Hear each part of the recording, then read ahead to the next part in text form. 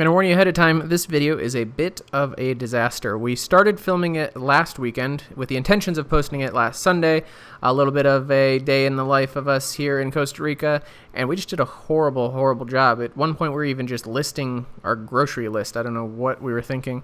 So the video is kind of a dud, but I thought I would still show a little bit of the footage and give you an update on our return to the United States and a few videos that we have coming up very shortly. Something interesting we've noticed here is the cheese is a little peculiar. They serve it on the side, fried, but it doesn't really melt.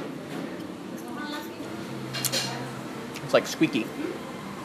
First, we have 4 videos about the birth experience in the works, and they're just taking a little longer than I thought. I have 2 projects down here I'm working on. I'm making an attempt at wood carving. I bought a little kit, and I'm also making a little coffee maker called a corredor, I think is what it's called, is the traditional pour over here in Costa Rica. Today we're on a trip to the farmer's market with a couple of friends from our bed and breakfast.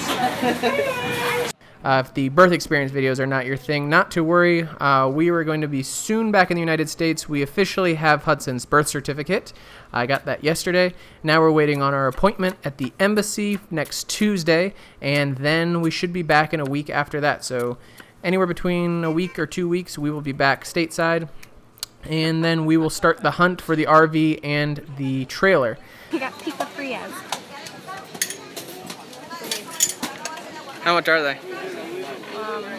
Like $1.50 for 2 of them. So a lot of videos coming up about the build out of the mobile workshop, and that is still going full steam. While we were up at the farmer's market, we also went to check out another lumber yard that I found called Camacho. For some reason, clamps for gluing things up are just ridiculously priced here.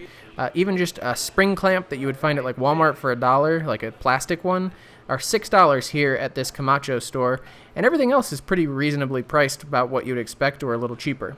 And here I was looking for more wood, but it's kind of blocked off by a fence. Turns out you have to walk around to the other side. And they had a better plywood. I wish I would have found this place before I started the living hinge box, because they had a nice 4mm plywood, but no hardwoods. This is just pine, and then they had some rough cut wood, but nothing for my purposes that I could use at the house.